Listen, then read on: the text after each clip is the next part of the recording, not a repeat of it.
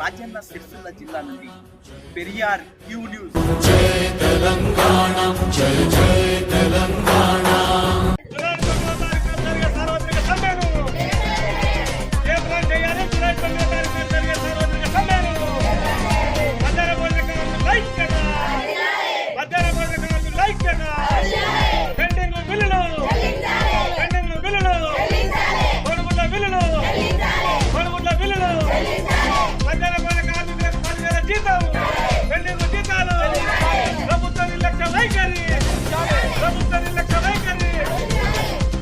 Yellareddypet MEO కార్యాలయం ముందు నిర్వహించడం జరుగుతూ ఉన్నది.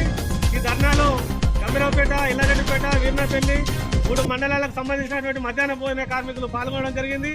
ఈ ధర్నాకు ముఖ్య అతిథిగా ఈసం లక్ష్మణ్, జిల్లా ప్రధాన కార్యదర్శి మిడ్ డే మీల్స్ జిల్లా నాయకులు రాజశేఖర్ గారు పాల్గొనడం జరిగింది. ఈ మధ్యాహ్న భోజన కార్మికులకు ఆల్ ఇండియా పిలుపు మేరకు జూలై 9వ తారీఖు నాడు సార్వత్రిక సమ్మె. మధ్యాహ్న భోజన కార్మికులు వంటలు బంద్ చేసి ఆ రోజు పొద్దున చెలో సిరిసిల్ల కార్యక్రమానికి మధ్యాహ్న భోజన కార్మికులు తరలి రావాలి. ఇలా అనేక రకాల డిఓ గాని కలెక్టర్ గారి విజిట్ చేస్తూ ఉన్నారు. 2 రకాల కూరలు పెట్టాలి, 3 రకాల కూరలు పెట్టాలంటే ఇలా నిత్యావసర సరుకులు ఆకాశాన్ని అంటున్నాయి.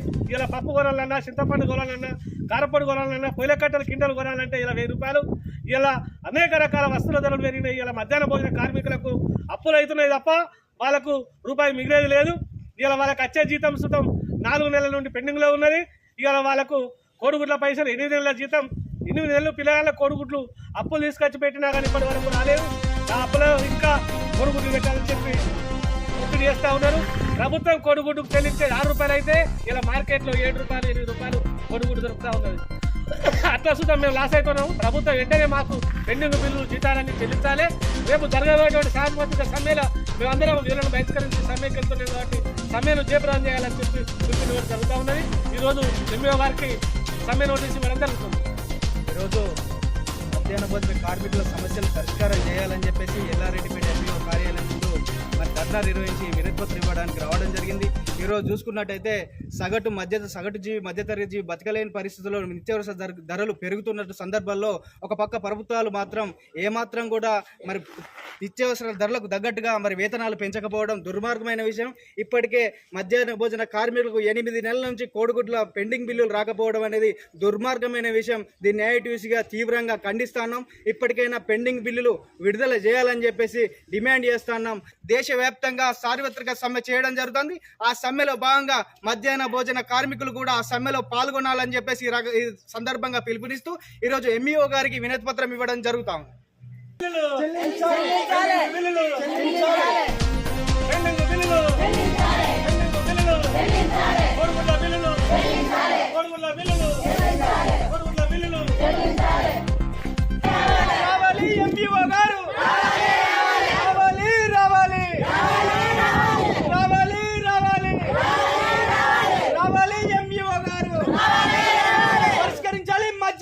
కార్మికుల సమస్యలను వెంటనే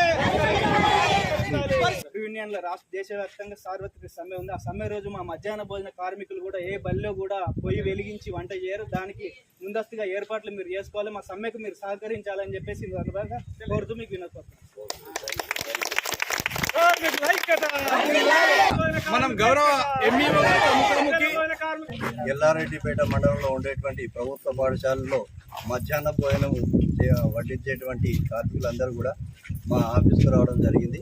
వాళ్ళకు పెండింగ్లో ఉండేటువంటి బిల్లులు చెల్లించాలని, అలాగే 9వ తారీఖు నాడు రాష్ట్ర వ్యాప్తంగా సమ్మె ఉంది అని నోటీస్ ఇవ్వడం జరిగింది. దానికి మేము మరి ఈ పెండింగ్ బిల్లులు దాదాపుగా కోడిగుడ్లై సెప్టెంబర్ నుంచి ఇప్పటి వరకు బిల్లులు చెల్లించలేదు. ఆ సెప్టెంబర్ నుంచి బిల్లు చెల్లించడానికి మా పై అధికారులు ఇప్పుడే తీసుకెళ్తాను. అలాగే వంట పైసలు కూడా మధ్యాహ్న భోజనం వడ్డించినందుకు వచ్చేటువంటి పైసలు 2 నెలలు రావాలి, మార్చి అండ్ ఏప్రిల్ రావాలి. వాటిని కూడా నిన్ననే బిల్లులు చేసి పంపించాము. అవి మళ్ళీ తిరిగి వెనక్కి వచ్చినాయి, రిజెక్ట్ అయినాయి. రేపు సోమవారం నాడు ఆ 2 నెలలకు సంబంధించినటువంటి మధ్యాహ్న భోజన పథకానికి సంబంధించినటువంటి మేము సోమవారం నాడు మళ్ళీ బిల్లు చేసి ట్రెజరీ ఆఫీస్కు పంపించడం జరుగుతుంది.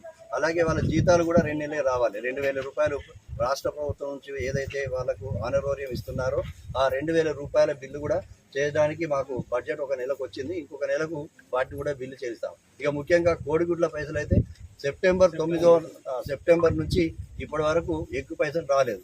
మీరు ఇందులో పేర్కొన్నట్టుగానే ఇప్పుడు మేము 6 రూపాయలు చెల్లిస్తున్నాము ప్రభుత్వానికి, మీ మీద కొంచెం భారం పడుతుందని భావిస్తున్నాం. ఇలాంటి ఈ అవకాశాన్ని మా పై అధికారులకు సమర్పిస్తాను. తప్పకుండా న్యాయం జరిగేట్టుగా మేము చేస్తాం. మేము మా లెవెల్లో మేము ఖచ్చితంగా పై వాళ్ళ దృష్టికి తీసుకెళ్తాము. కలెక్టర్ దృష్టికి కూడా తీసుకెళ్లి సమస్యను సాధ్యమైనంత తొందరగా మీకు చేస్తానని హామీ ఇస్తాను. Thank you. జై తెలంగాణ జై